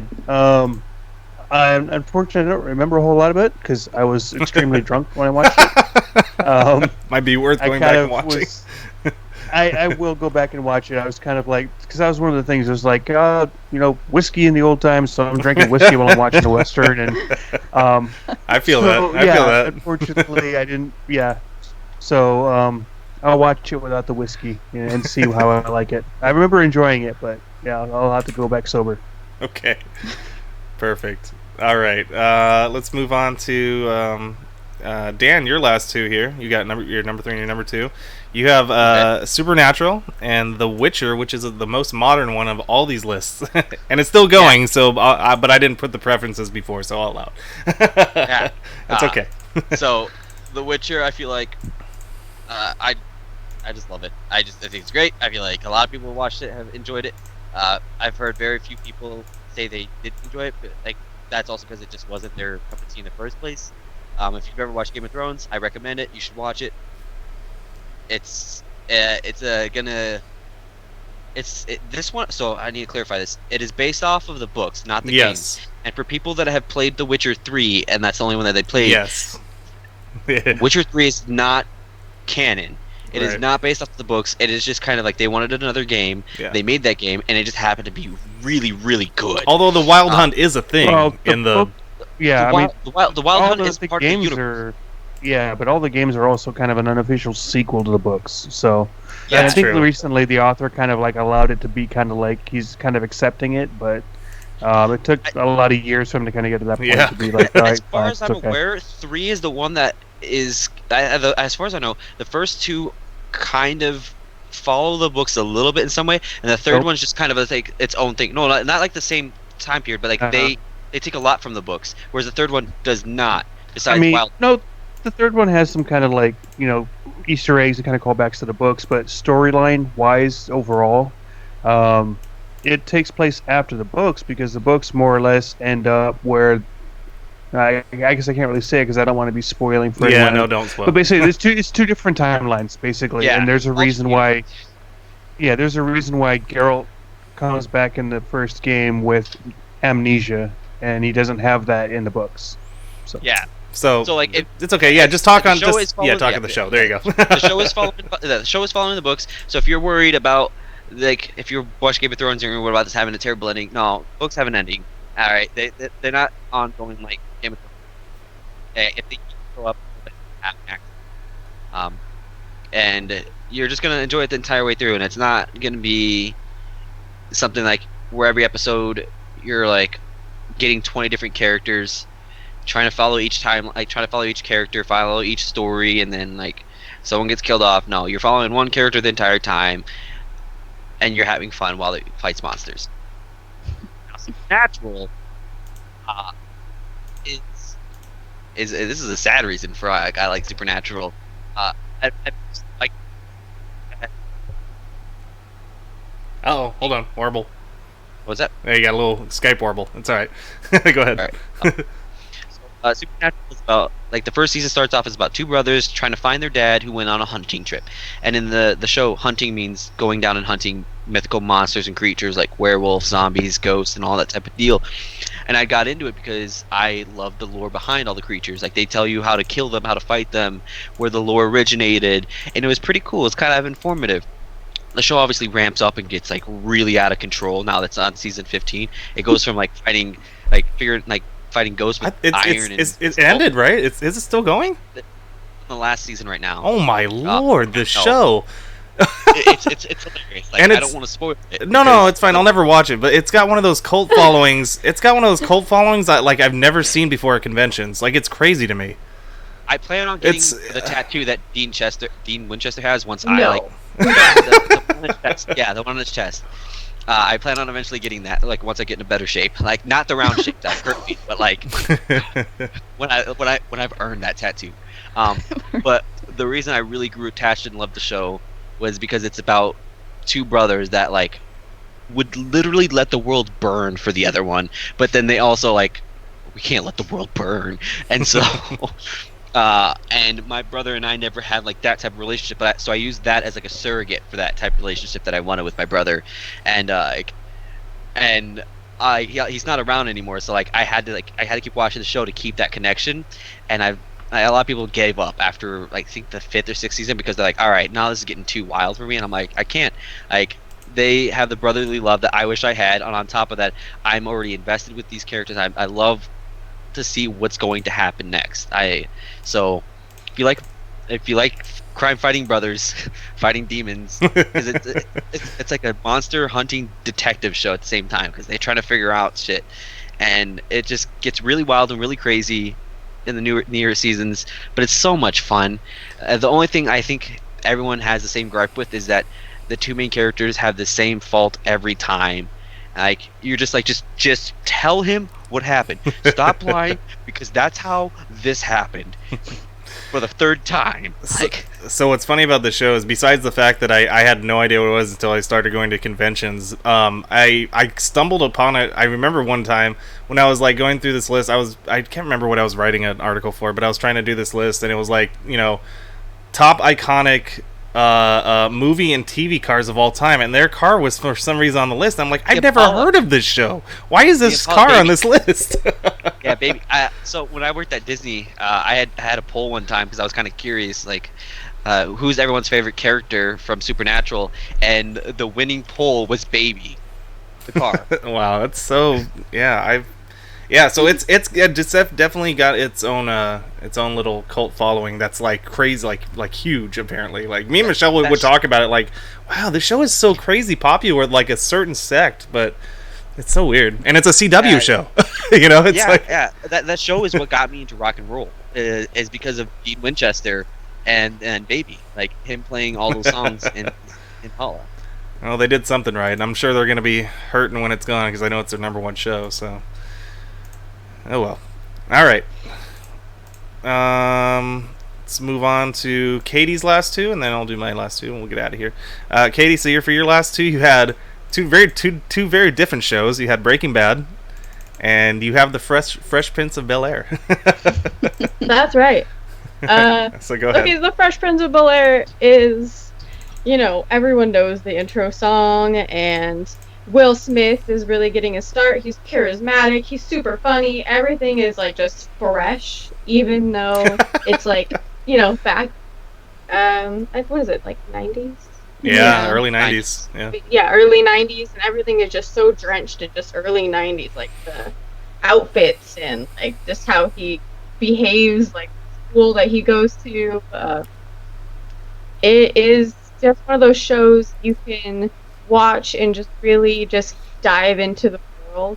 Like even after a couple seconds, Will Smith is such a great actor, even so young. Young Will Smith was very animated, which was pretty fun to watch. Like, very, very, just like a lot. I guess. I mean, we got but it wasn't too much. We never have the Carlton if we didn't have this show. That's right, exactly. The butler. I feel like all the characters were just so on point, and all the actors were just so good. Even the guest stars, I think like Tyra Banks is on there. Like even she did like a really great job. So the writers, whoever wrote for that show, was really good. You even had like some sad moments too. He's recent. Yeah, go ahead. What? Sorry, I'm stepping on you. Go ahead.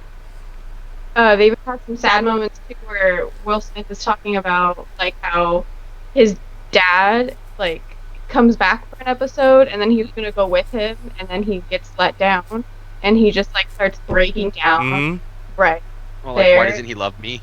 Yeah. Why? Mm-hmm. Yeah, and that's like a real breakdown that he has because his actual dad had walked out on him, and it was just so raw.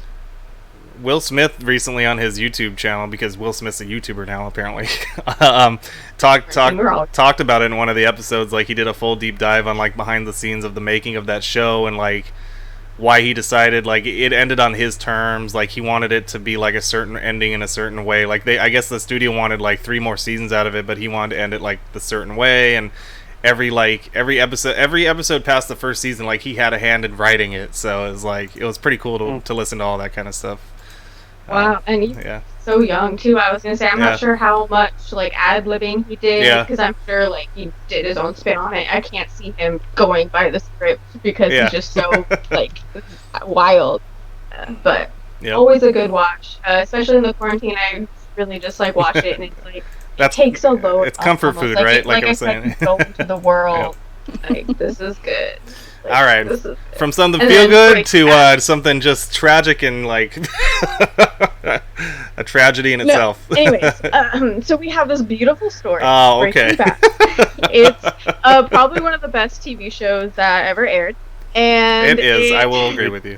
Yeah, had a really great ending. Like no spoilers or anything, but Bryan Cranston blows everyone out of the water. Great acting, and even.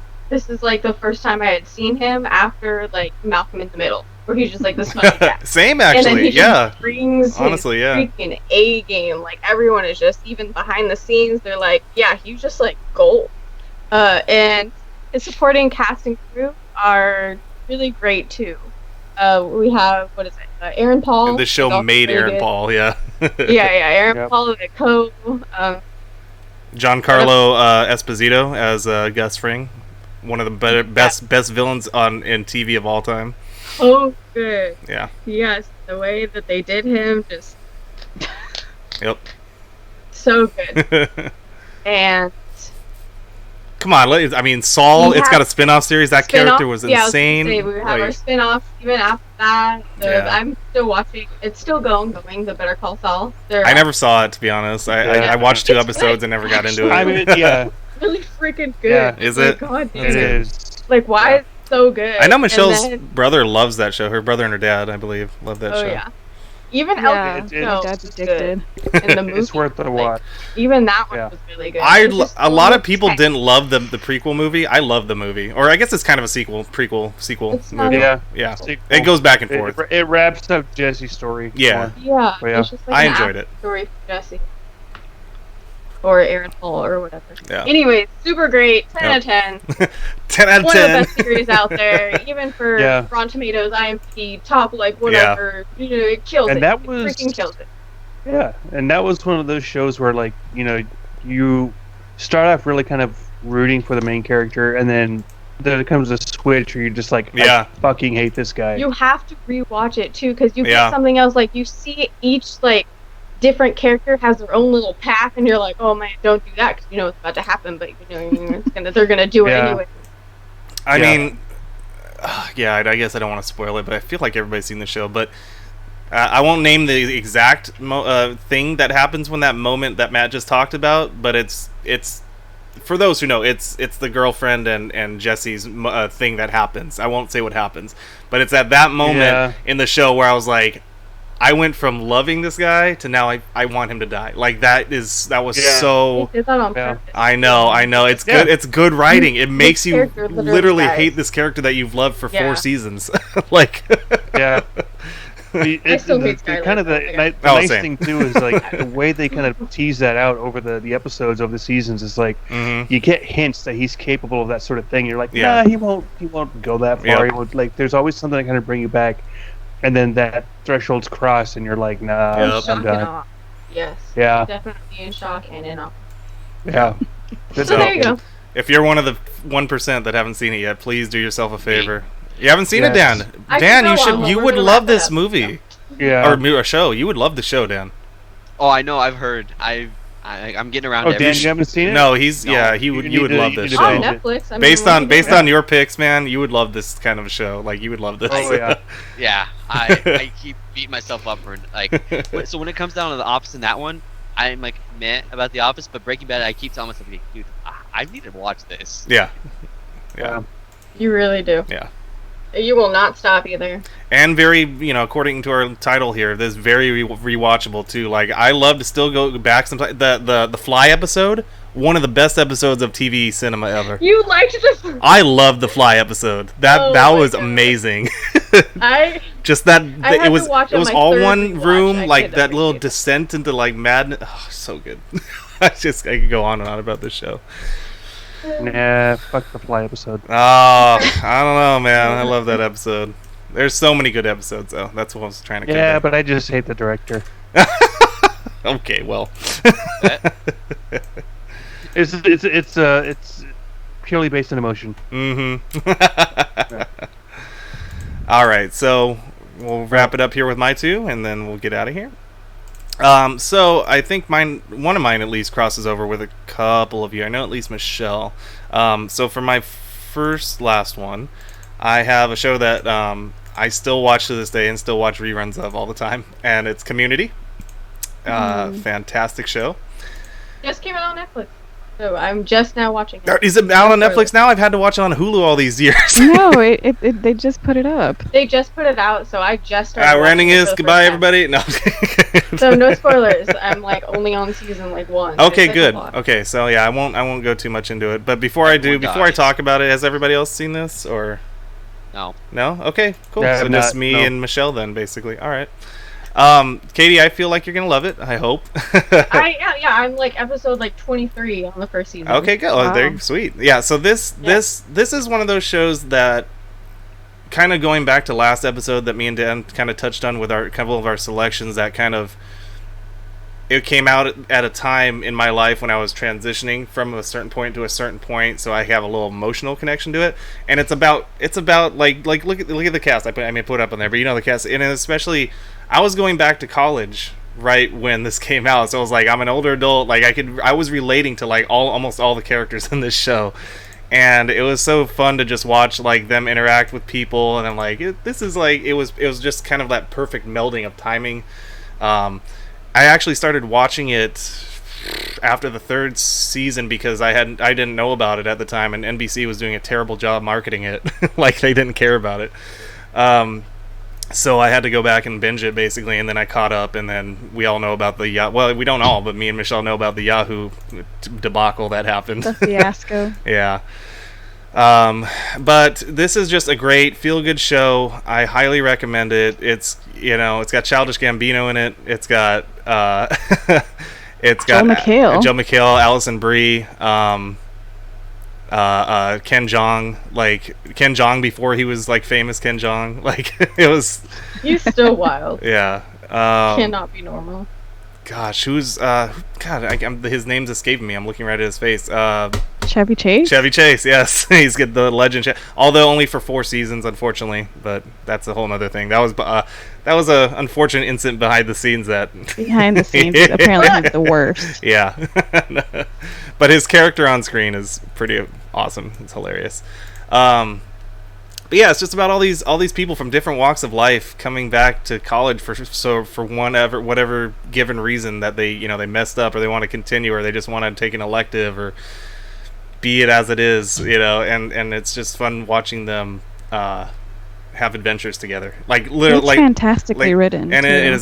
it's yeah. I mean, it's. Do we want to say who it's written by for all the Rick and Morty fans out there? Same guy, everybody. Same guy. So, if you like Dan Harmon, he wrote the show and directed every episode. Wow. Yeah. So that's the kind of humor and you're gonna get, and the kind of writing that you're gonna get. I highly recommend the show. Love it. Love it. Love it. All right. And it's on Netflix now apparently, so that's even better. And so I'll just go on to my final one here. Matt, you just keep resizing, so I'm just gonna take you off for a second. Remove him. We'll find it. Sorry, your camera's going nuts. No, we can still hear you. I just took your visual off. Yeah. So my final one is kind of a nerdy pick, but I mean that's what I am. Star Trek: The Next Generation is my final one. Nerd. Nice. Yeah, I love Star Trek: The Next Generation. I grew up with it. It was one of those shows that literally probably one of the only shows that me and my parents would watch together, like growing up. Yeah, and I think that's where I got hooked on it. Like, there's a lot of people that are like the originals, TOS, the original series fans, but I'm definitely a Next Generation guy, just because I grew up in that era where, I still love Kirk, but Picard is my captain. Picard. I love Kirk. I love him. I love him from the movies. I don't love him from the TV show. That TV show was a little it was weird. It was a Gene Roddenberry fever dream. But the TV show's got some charm, man. Yeah, I was gonna say it has its moments too. I But guess. no, definitely The Next Generation for sure makes sense. It was more of a '90s show. Yeah, and Yeah. I mean, I could go on and on about it, but we've been talking about writing and things like that, and I feel like the show is one of those shows that had one of the best writing teams of all time on it, and like it got nominated time after time. It only won a couple times, but the issues that it dealt with, like, it was so ahead of everything else, like as far as race issues and dealing with loss and dealing with like just anything, they put it into the lens of space, in the future, but it was like things that our culture was going through at the time.